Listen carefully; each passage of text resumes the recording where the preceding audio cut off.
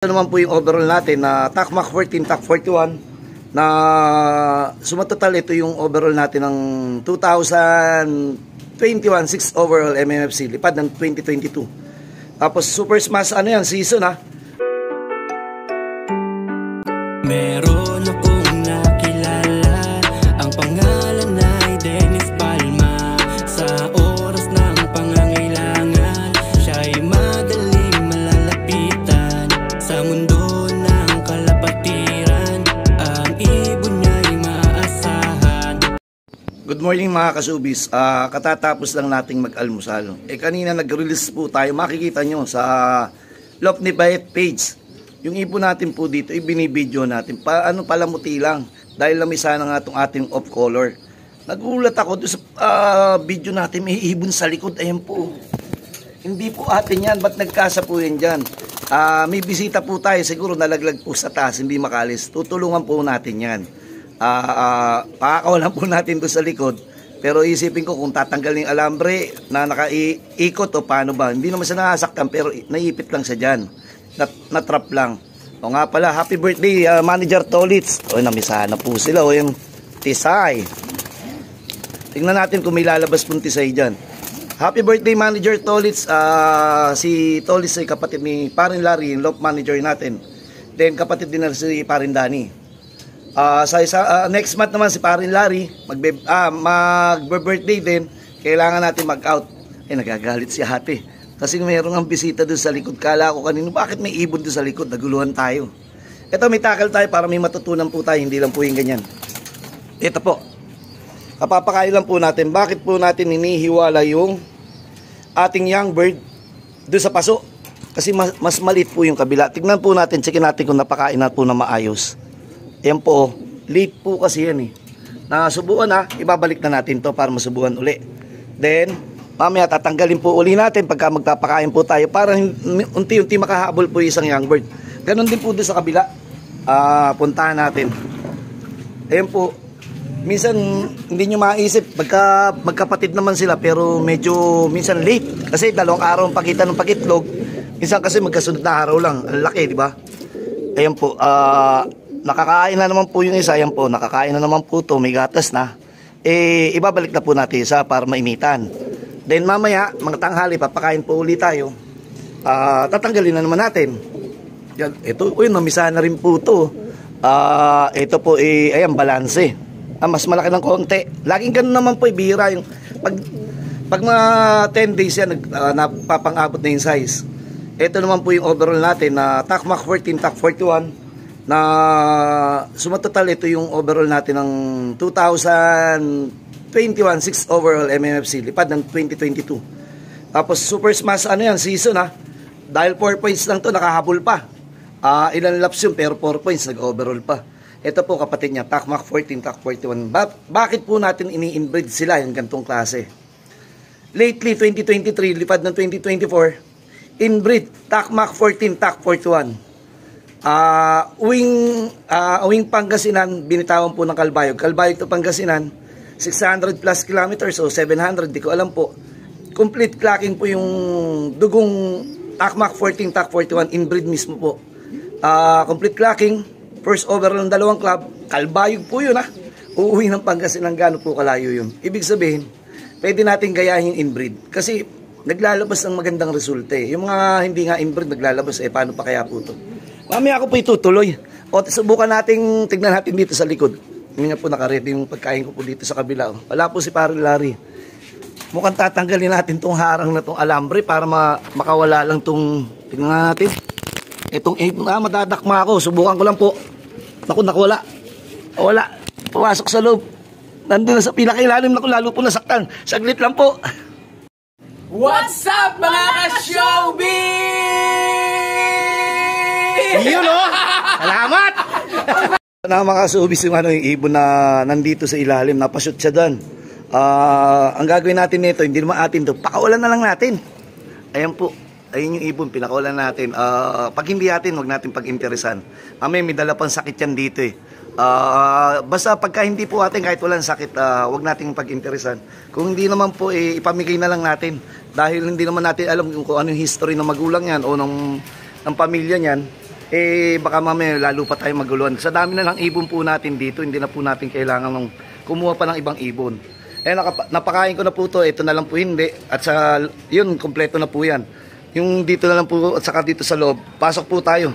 Dito po akong dumadaan, dahan-dahan kasi madulas nga po yan. Kawawalis ko lang po doon sa kabilang side.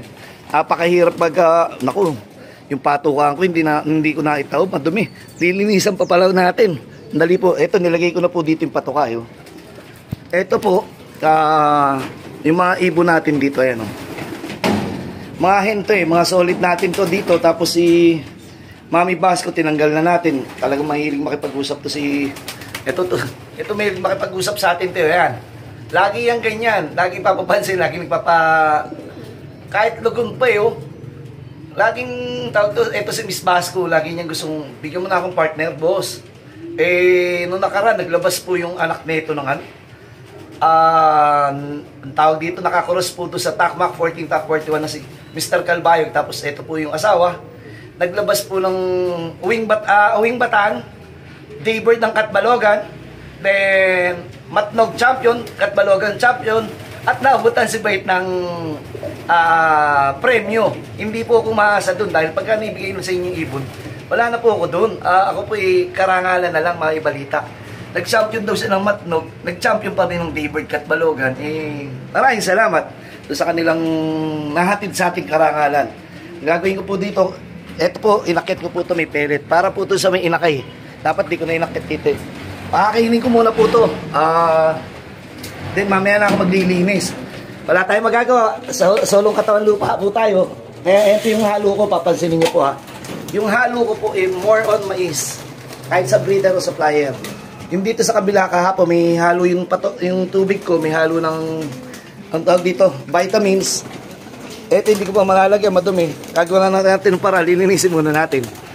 Dumadalaga ng mga ating ibon. Ayan. Ito po yung simple nating pero yung kabila nangungusap na rin, nangihingi na rin pagkain. At yung kabila pa rin, hindi pa rin natin nabibigyan kabilang side. Handali po, hugasan ko yung inuman nila at itong patukaan. O nga pala, shoutout nga pala, happy birthday uli. Tawag dito. Manager Tolis, saka na natin celebrate pag uwi mo.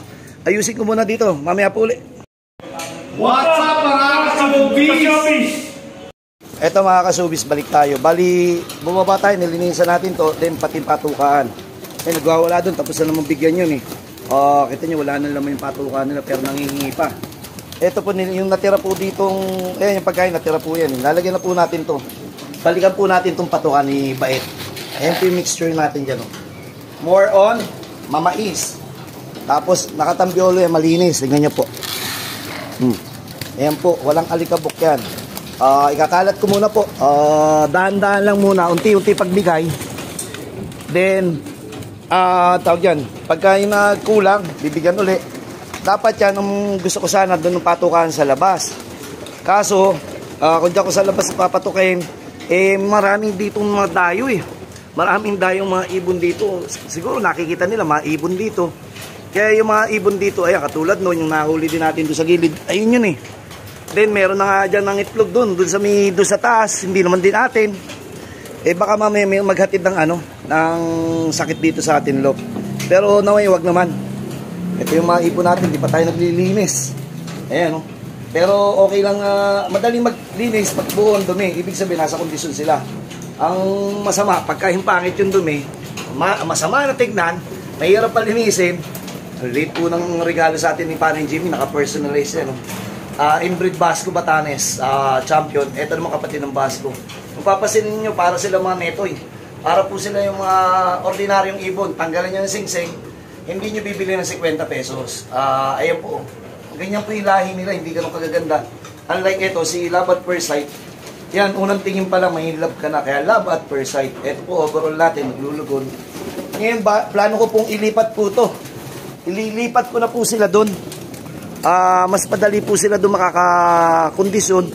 Kala ko po dati, ito yung charge to experience o natin, tawag dito, continuous learning. Kala ko po dati, okay po yung gantong style. Tama po, maganda po itong gantong style. Pero dapat lagyan pala po natin ng plywood yung likod nito. Dahil hindi pa tag-init, pag pumasok ka dito para ka nasa oven. Hindi ko alam kung makakatulong po sa mga ibon natin dito. Kaya eto mga oldies but goodies, tatanggalin na po natin dito. Pwede siguro natin lagay dito yung mga bata. Tulad po na ito mga to. At pwede natin pabaklas to. Gagawin po natin, tapalan natin ng plywood para susunod hindi todong ganong kainit. May kisame naman yun. Kaya nga itong pag-iibon, walang magaling. Continuous learning. Ang magtuturo po sa atin dito yung experience. Katulad po dati, pag tumingin po tayo ng ilong, nung bata pa tayo, tinitignan natin malaki ilong, sargo. Kayo, ganun din po siguro. Ngayon, hindi po, puro gamunggo na lang ilong na ito mga to. Ang tinitignan po natin ngayon, history. Hindi na po yung itsura ng ibon. Kailangan po, ang nagsasalita, yung history. Yung nilipad ng mga kapatid, anong ginawa ng kapatid, anong ginawa ng nanay, tatay, pinsan, apo. Ganun na po. Kahit na ganito po kalilit o hindi ganun kalagaganda itsura, basta po, naipapanalo naman po tayo o naibibigyan tayo ng magandang karangalan.